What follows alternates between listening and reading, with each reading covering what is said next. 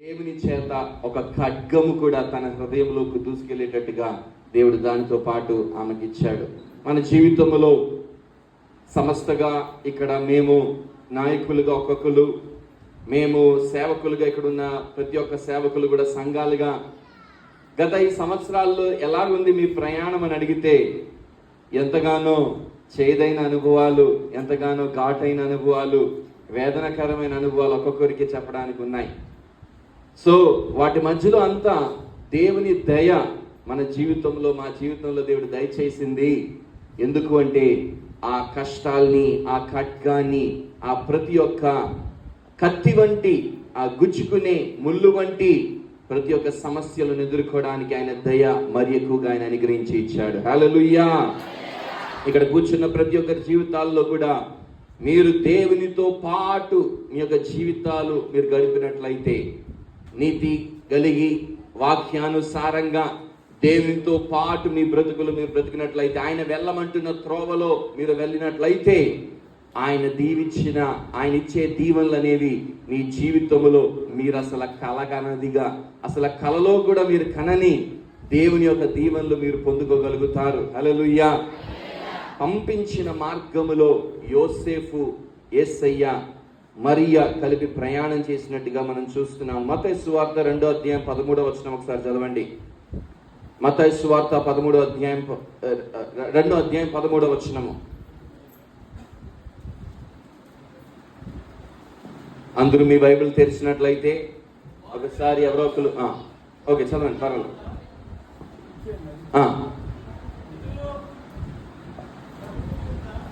ఇదిగో ప్రభు దూత స్వప్నమందు యోసేపునకు ప్రత్యక్షమై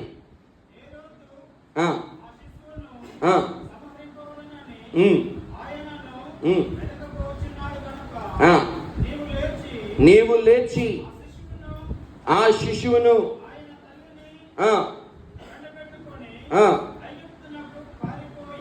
ఐగుప్తునకు పారిపోయి నేను నీతో తెలియజెప్పు వరకు అక్కడనే ఉండమని. చాలు. దేవుని దూత యోసేపుతో మరియుతో ప్రత్యక్షమయ్యి పలానా చోటకు, the way of God and the time of God, నేను చెప్పినంత వరకు అక్కడే ఉండాలి. నేను వెళ్ళి చూపిస్తున్న చోటకు నువ్వు వెళ్ళాలి. ఎందుకు? మన జీవితంలో సంరక్షణ దయచేయడం కొరకు దేవుడు కొన్ని కాలాల్ని, సమయాన్ని, కొన్ని మార్గాల్ని దేవుడు మన జీవితంలో ఏర్పరుస్తాడు. యేసే చెప్పిన మాటల్లో ఎంతో ప్రాముఖ్యం కలిగిన మాటల్లో ఒకటే, నేనే మార్గము, నేనే, ఇక్కడ రాసింది కదా ఆ మాట, చాలా చక్కగా ఇక్కడ రాయబడి ఉంది. అది మన వెనకదల నేనే మార్గం అన్నాడు. ఆ మార్గములో, ఆయన చెప్పిన త్రోవలో, ఆయన వాక్యానుసారంగా ఏదైతే వాక్యము, మార్గము నీ ముందు అమర్చబడిందో, నీ ముందు పెట్టబడిందో, దేవుని ఆత్మ నీతో మాట్లాడుతుందో, దేవుని సేవకులు నీకు నేర్పిస్తున్న వాక్యానుసారంగా నువ్వు నడిచినట్లయితే, ఆ దేవుడు ఉంచిన సమయానికి నువ్వు ఎదురు చూసినట్లయితే, దేవుని యొక్క ఆశీర్వాదం, ఆయన సంరక్షణ నీ జీవితంలో ఆయన దయచేస్తాడు. హల్లెలూయా. ఈ లోకంలో మనం తొందరపడి ఏదేదో చేసేద్దామని, దీవెనలు తొందరగా వచ్చేయాలి, ఎదుగుదల తొందరగా వచ్చేయాలి, ఆశీర్వాదాలు తొందరగా వచ్చేయాలని చెప్పి మన జీవితంలో కొన్ని విషయాల్లో మనం ఎదురు చూస్తాం. కానీ దేవుడు యేసయ్య పుట్టిన వెంటనే అన్ని జరిగిపోవాలి, వచ్చిన అదే రోజు దూతలు వెళ్ళి ప్రత్యక్షమయ్యి గొల్లలు వచ్చేసారు. చాలా ప్రాముఖ్యమైన వ్యక్తి అయిపోయాడు యేసయ్య. చాలా మంది ముందు తెలుసుకున్నాడు, చాలా మంది ముందు తెలిసిన వాడయ్యాడు. జ్ఞానులే 1 సంవత్సరం అయిపోయాక జ్ఞానులే వచ్చి చూశారు. తూర్పు దేశం నుండి వారు ఎన్నో దూరం ప్రయాణం చేసి వచ్చారు. యేసే గొప్పవాడైపోయాడు అప్పుడే అని చెప్పి మనం ఎదురు చూస్తాం. మనలాంటి వాళ్ళు అయితే కొంత పేరు, కొంత ప్రఖ్యాతి, లేదా కొంత దీవెనలు, కొంత ఎదుగుదల, 2 జీతం చేతికి వచ్చేటప్పటికి, మంచి ఉద్యోగం చేతికి వచ్చేటప్పటికి, 2 చదువులు చదివేటప్పటికి కొమ్ములు వచ్చేస్తాయి తలకి. దేవుడు నన్ను హెచ్చింపజేశాడు, నేనేదో అయ్యున్నాను, నేనేదో సాధించానని చెప్పి మనలో గర్వం రావడానికి అవకాశం ఉంది. కానీ దేవుడు మనలను ఒక మార్గం గుండా వెళ్ళమంటున్నాడు. అది కొంత ఇరుకైన మార్గం కావచ్చు, అది కొద్ది శ్రమలతో ఉన్న మార్గం కలిపి దేవుని దూత ఎక్కడికి పంపుతున్నారు? ఐగుప్తుకు పంపుతున్నారు. హల్లెలూయా.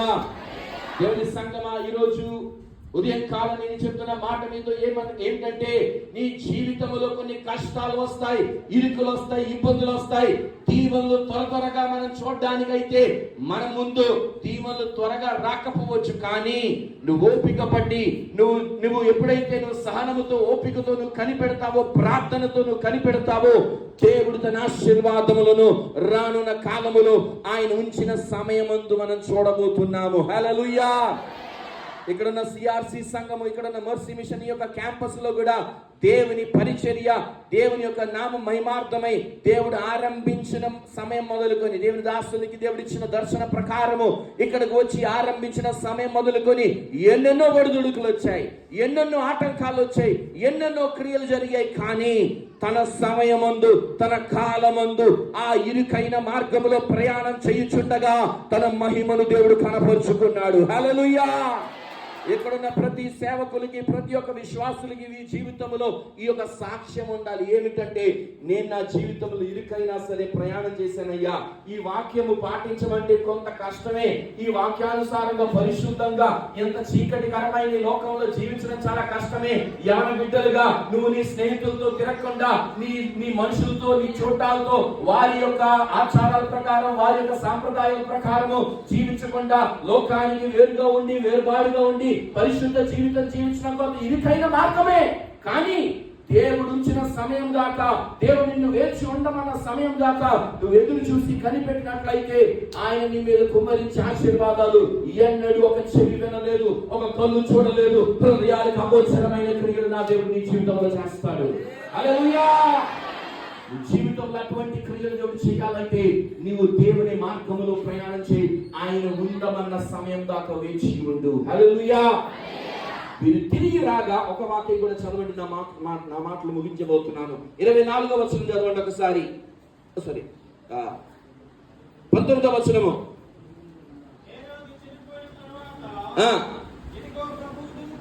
హేరోదు చనిపోయిన తర్వాత ఇదిగో ప్రభు దూత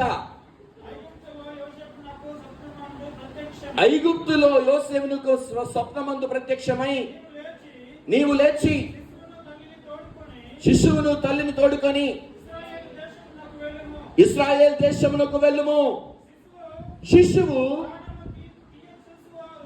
శిశువు ప్రాణము తీయచూచువాడు చనిపోయాడని చెప్పాడు. అప్పుడు అతడు లేచి శిశువును తల్లిని తోడుకొని ఇశ్రాయేల్ దేశముకు వచ్చాను. ఒక్కసారి అక్కడ ఆగండి.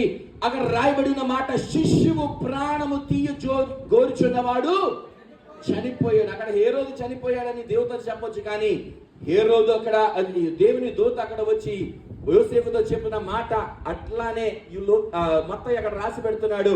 స్వార్థికుడైన మత్తయి అక్కడ రాయడానికి ఉన్న ఉద్దేశం ఏంటంటే, శిశువును చంపగోరిన వాని ప్రాణం దేవుడు తీశాడు. అంతేగాని హేరోదు ఉత్తినే చావలేదు. చరిత్ర చదివితే హేరోదు తన కాలం పూర్తి చేసుకోకముందే యవన దశలో చనిపోయాడంట. దానికి కారణం ఏంటి అంటే, దేవునికి విరుద్ధంగా నిలబడ్డాడు. నీ జీవితంలో దేవునితో తోడున్నావో లేదో రెండో విషయం, కానీ నువ్వు దేనికి విరుద్ధంగా నిలబడితే మాత్రం నువ్వు అడ్రస్ లేకుండా, చిరునామా లేకుండా కాలగర్భంలో కలిసిపోతావు. హల్లెలూయా. దేవునికి విరుద్ధంగా నిలబడకుండా జాగ్రత్తగా ఉండు. నీ బ్రతుకు ఎంత వాల్యుబుల్ అంటే, ఎంత విలువైనదంటే, దేవునికి తోడుగా ఉండాల్సిన చోట నువ్వు దేవునికే వ్యతిరేకంగా నిలబడితే, ఆయన ప్రణాళికకు వ్యతిరేకంగా నిలబడితే, ఆయన సంఘానికి వ్యతిరేకంగా నిలబడితే, ఆయన బిడ్డలకు, ఆయన సేవకులకు, ఆయన సంఘానికి వ్యతిరేకంగా నువ్వు నిలబడినట్లయితే నీ చిరునామా లేకుండా కాలగర్భంలో కలిసిపోయినట్లుగా, హేరోదు తన జీవితం నాశనం అయిపోయినట్టుగా నీ జీవితం కూడా నాశనం అవడానికి దేవుడు నీకు ఒక ఫుల్ స్టాప్ పెడతాడేమో. మరి జాగ్రత్తగా ఉండు. నీ జీవితంలో దేవుని మార్గములో దేవుని సమయానికి ఎదురు చూడాలి, గాని ఆయనకి వ్యతిరేకంగా హేరోదులా నిలబడకూడదు. నువ్వు శిశువుని చంపిన వాడు అవుతావు. నువ్వు దేవుని ప్రణాళికను చంపాలని చూస్తున్న వాడు అవుతావు. అట్లా అయితే నీ జీవితంలో అడ్రస్ లేకుండా, భవిష్యత్తు లేకుండా, నీ గురించి 10 మంది మాట్లాడుకోవడం కాదు, నిన్ను 10 మంది హేళన చేసేటట్టు, నిన్ను 10 మంది అవమానంగా నీ గురించి మాట్లాడేటట్టు, ఎవరికి ఆశీర్వాదకరంగా కాకుండా నీ జీవితం పాడైపోవాల్సిన అవసరం వస్తుంది. అందుకు జాగ్రత్తగా ఉండాలి. అక్కడ మరొక మాట రాయబడింది, వారు ఇశ్రాయేలుకి చేరారు, కానీ చదవండి ఒకసారి కిందకి. నువ్వు లేచి కిందకి 21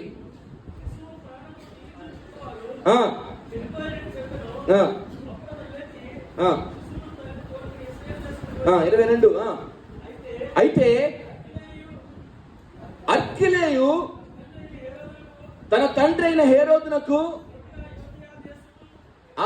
ఆయనకు బదులుగా యూదా దేశముకు ఏలుచున్నాడని విని అక్కడికి వెళ్ళి